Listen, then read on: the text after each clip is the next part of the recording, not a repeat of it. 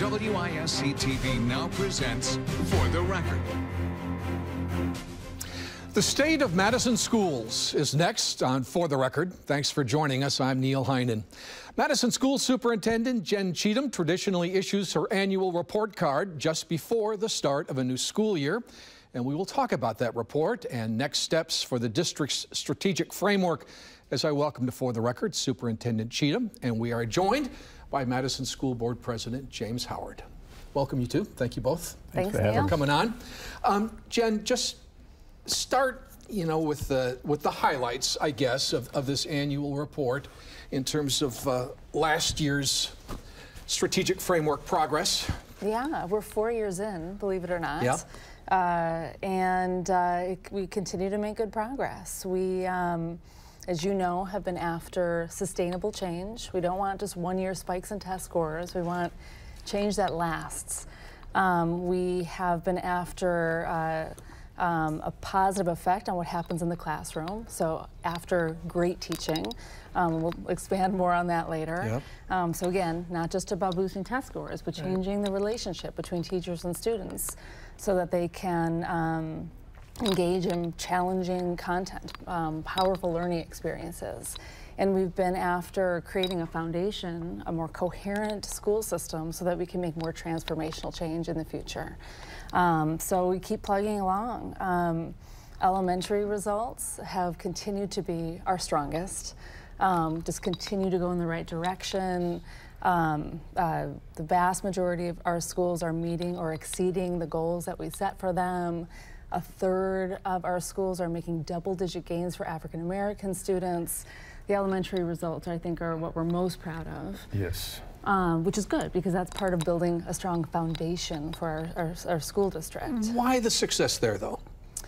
I think there's a few things. I mean, first of all, it's students' first experience in school, right? So they're much more malleable, and we can make the fastest change there. And I think there's something about the student-teacher relationship that is easier because there's generally one main teacher, right, that's building a relationship with children all day long and all year long. And we know so much that about the importance of this teacher-student relationship. If there isn't a strong, trusting, authentic relationship, it's almost impossible for students to be capable of struggling with learning, because learning is a struggle. And that's simply more difficult to establish in middle and high school? Well, you have more teachers, right? Now you've got 6 or 7 teachers as opposed to one core teacher. So I think it's just easier to change at the elementary level. Yeah, kids are older, and they've been around a while, and they've picked up some different habits. And so I think especially when you get to the high school level, you have more distractions. And I think kids are just more distracted, and therefore teachers have to work a little harder to build those relationships. But definitely correct, the relationship building piece is key, and we're really stressing that moving forward. Yeah, and I think at the elementary level, one of our major district focus has been on literacy, and very specifically on early literacy. Let's teach students the skills that they need to be proficient readers from the outset. It's been a big focus of ours, and that focus has been paying off for us. To the extent that the racial achievement gap is relevant here, Jen, what does that look like in the elementary schools? Last year, we made some progress at the earliest grades with narrowing that gap. In some schools, we've been seeing tremendous gap narrowing, but we still have a lot of work to do in this area. Every year we highlight exemplars in our school district, schools that are making sustainable progress as not necessarily models, but examples of what sustainable progress can look like for the rest of our schools. And 2 of the elementary schools that we highlighted were Glendale Elementary and Lindbergh Elementary.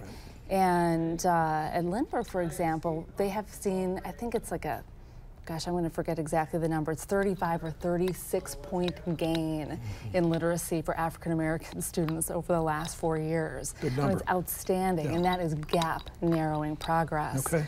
Yeah, and we know that if kids aren't reading by 3rd grade, that right. success is hard to come by. Schools of hope. I mean, Yes. that's really what that was where that all that started in this community. Yeah. So elementary has been consistently strong. We're still getting after it with elementary. At the high school level, we've also seen some really good, strong progress. Graduation rates generally are going in the right direction.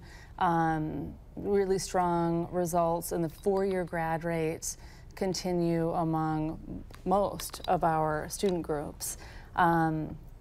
And we took a closer look at the six-year grad rate this year because we didn't want to lose sight of it. I mean, we want most of our students graduating in 4 years, right. and that's ideal. But there's no shame in taking a little bit longer, 5 or 6 years to graduate. And there's a significant number of kids that do take that long. 5 to 6 years? Yeah, and that number has gone up tremendously, 10 points in the last 3 years for African American students and Latino students, for example. And that's no small thing. These are kids who might have dropped out and did not drop out. Well, that's the point. Yeah. I think what it says to us that when we arrived and established the strategic framework 4 years ago, we knew that there were some students who already were so far behind in high school that they weren't going to be able to graduate in 4 years, and we did not give up on them. I remember the board saying, what do you know about the seniors? How many of them are off track? What are you doing about it? Who can we graduate on time? And if we can't graduate them on time, how are we going to get them graduated in some other way? And we've been making some real progress in that area. Yeah, and typically when you talk about graduation rates, it's typically the 4-year rate that everyone wants to talk about. But the 5- and 6-year rate is just as important. And we know that in the college level that it's perfectly acceptable to graduate in 5 years. So we think it's also acceptable, and it's important to talk about the 5-year and 6-year graduation rate at the high school level. Before we take a break, Jen, just hit briefly on middle school. Oh yeah, middle school has been our pain point. We've talked about this a lot. We've seen some schools make nice progress at middle school, but generally it hasn't been what we've expected. And it is, for that reason, one of our major focus areas this year. Okay. We think, again, that has a lot to do with this teacher-student relationship. We've got wonderful teachers. Has never been the question, but we've got to do a better job together of building rapport and alliance with our students, especially adolescents who are all worried about themselves. They're all, as they should be, right? It's about identity development. We all were. We all were. That's part of it. That's what your brain is up to at that age. But if you layer on, you know, the stereotype threat that students of color experience on top of the already real issues of identity development in adolescence, it creates a scenario where relationship building and trust is incredibly important if students are going to be ready to learn. That sense of belonging. We have to get better at making sure all of our kids feel as though they belong in the school, they're welcome in the school, and that relationship piece is crucial to that. Well, when we come back, let's talk about how all of this translates to the upcoming school year, the school year underway, and we'll do that right after this.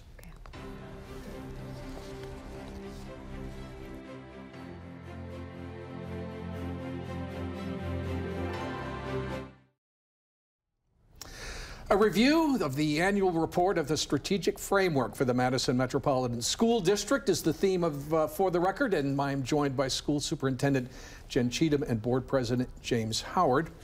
So how do you explain then, Jen, moving into year 5, right? The implementation of the framework year by year as you look at this particular school year? Oh, that's a great question. So yes, we're going into our 5th year. As I mentioned before, we've been trying to build stronger coherence as a school district, more discipline in the way that we work, and better resource our schools so they can get the job done. And every year we've had kind of a big district-wide focus as we build out that coherence. And the first year was all about shared leadership. You don't have a great school without a great shared leadership team.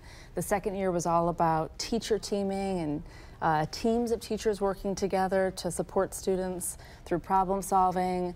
The next year was all about supporting teachers in their practice through stronger systems for professional learning and coaching.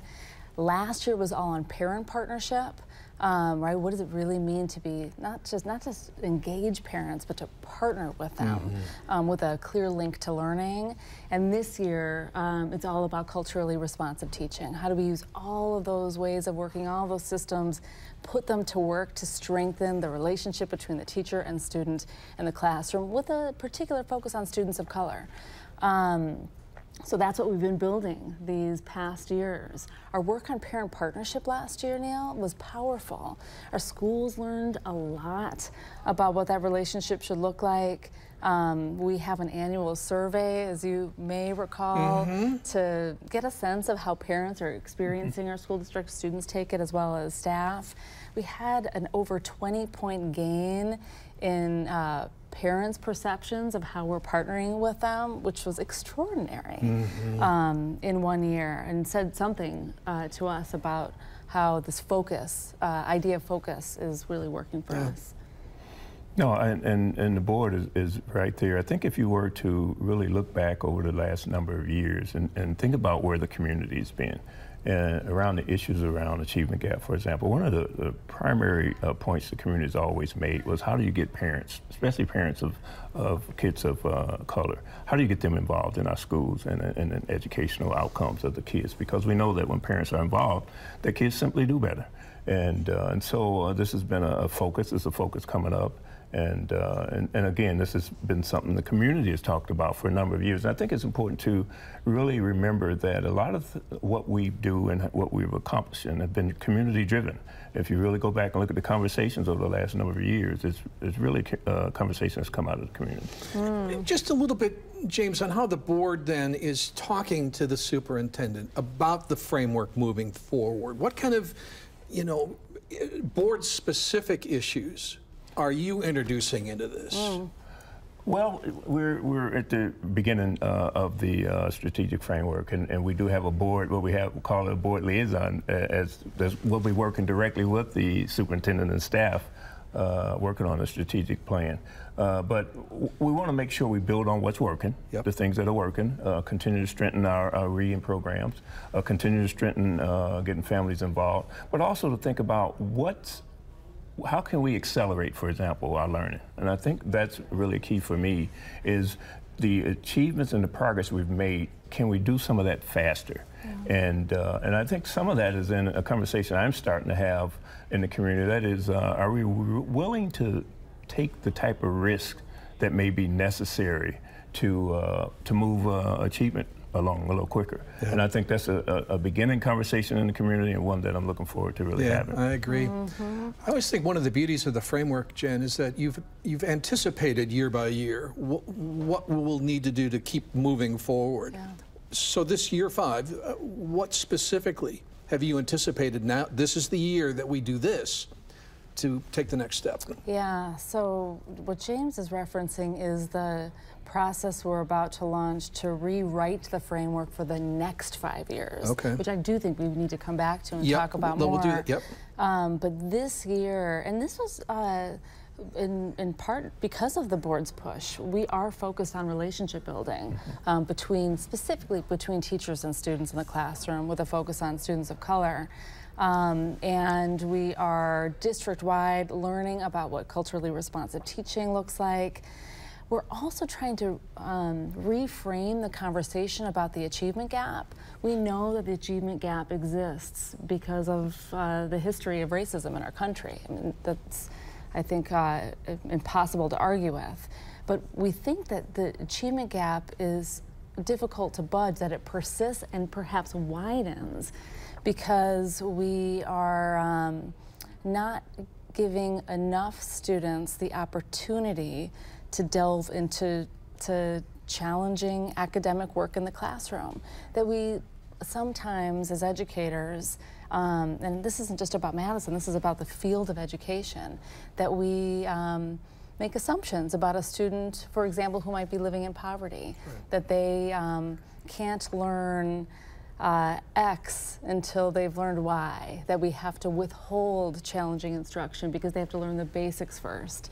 And those are some strategic mistakes that we're making as educators. So in terms of what people might be familiar with, that would show up in the number of kids of color in advanced placement courses, that kind of stuff. Yeah. Without a doubt. That's right. Yeah, access is so important, and we are really focusing on how do you improve access across the board for everyone. And we're looking at our advanced learning program, how do we improve access, and all of our advanced coursework, whether they be AP courses, what have you, how do we improve access? How do we make sure that kids are aware of those classes, that they're there, and how do we make sure that they're getting involved, and actually the numbers of participation is going up. So that's something we're really focusing on, and we'll be focusing on moving forward. How are white kids doing? White kids are doing in the school well. Yeah, they're doing extraordinarily well. Okay. But this is the thing. Gloria Ladson-Billings often says this, so this isn't a direct quote, but I do need to reference her because I've heard her say this multiple times, that when African American students, when students of color aren't performing well, it means there's something that's not going well for everyone, right? That no one is performing at the levels that they could. And so yeah, I mean, white students are graduating at incredibly high rates in the 90s. You know, we continue to outperform most other school districts around the state when it comes to students who, you know, are excelling at the highest levels. I mean, we're performing extraordinarily well, but we fundamentally believe that until everyone is performing at high levels, no one's performing as well as they could. Sure. Well, you talked a little bit about strategic change for the strategic framework, and we'll do that when we come back right after this.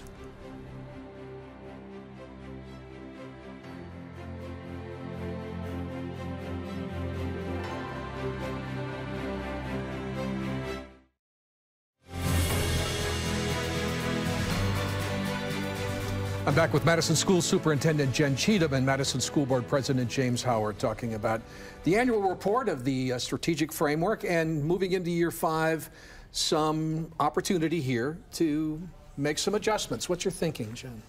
Yeah, I have been, I hope, really clear with everyone that in this first, these first 5 years of our strategic framework, we have been very internally focused, building coherence, building a stronger school district with more capability. And I'm thrilled about that because I think we have accomplished a lot in the last 5 years. We have stronger curriculum and instructional materials for literacy and mathematics from K all the way through high school. We have made great progress in diversifying our workforce. We'll continue to do that work. We have introduced things like our Pathways program at the high school to better engage students at the high school level, right? I mean, I could go. Schools. We've introduced community schools as a way to share power with parents, especially in high needs neighborhoods. We have done so much to establish a much stronger foundation as a district. We've defined what great teaching looks like, and we've aligned our hiring, our professional development, our evaluation, all to that vision of what great teaching is. And you feel positive about the progress that we've seen in that area? I think the progress, not only have we put a lot into place that has strengthened our school district, and we've made the progress that we would mostly expect that we would make, with the exception of middle school, where we would have expected more, and are therefore making some adjustments. I think it creates a platform for us to really accelerate and go into a more transformational phase in the next 5 years. Yeah, for me, I think the key word is the sustainable growth and improvement. And people always ask about how we're doing, and I think it's important to talk about that foundation, because if you don't lay the right foundation, then when you look out to the future in those years, then if you don't have that foundation, it's hard to have that sustainable growth. And then you can tweak along the way, but I think what we were missing in many years prior to current superintendent arriving was that we weren't consistent and coherent. We didn't have that foundation, and every year we were sort of picking and choosing and bouncing around. Yep. But now it's more focused, and our growth is consistent, and we want to maintain that. What are your plans for involving parents, community members in these next steps, Jen? Yeah, so we'll be kicking off the process after an upcoming board retreat. The board will essentially launch the process in early October. All through the first semester of the school year, we plan to engage a variety of groups. I have a whole bunch of advisory groups that I meet with very regularly, mostly monthly, that I'll be engaging. We're going to launch a family and community listening tour that will be a little more intimate. We want to raise up the voices of families and community members, staff, and students that we don't hear from enough, that are often marginalized by our school district. We want to really prioritize hearing You're going their to, voices. other than school locations, to meet with Neighborhood communities? centers. We're hoping to engage the faith community, living rooms. I think that is going to be an important part of the process. Yeah, one of the things the board has challenged the administration on is to make sure we do hear from some of the groups that we traditionally don't hear from. One of the things that's very obvious is that people are more than willing to give us their opinion, but it's typically from the same group of people. And it's important that we start hearing from some of those that are very important to our city, our community, and our schools. It's important that we start to hear from them too. Yeah, and I mean, of course, I'm going to meet with every school staff as a whole. So I'll visit every school, talk with the school staff, obviously talk with our principals. Some of the student groups that I'll be meeting with will be more kind of general student groups, but I'm going to have focus groups with LGBTQ plus students. I'm going to have a focus group with students with disabilities. I'll have a focus group with some high school girls to get their perspective, right? So we're going to shine a spotlight on some particular student groups to get their very important perspective. And then at some point there'll be a new updated framework issued? Is that good question. So we'll do some engagement. The board will be working on establishing the core values, goals, and recommitting to the vision of the school district while all that is happening. In February, at a midpoint, we will look at all the information we've gathered. We got to wrap it up. And solidify priority areas, and then it'll come up by the end of the school year. End of the school year. June. Thank you, guys. We're going to come back and wrap up For the Record right after this. Thanks. Thanks, Neil.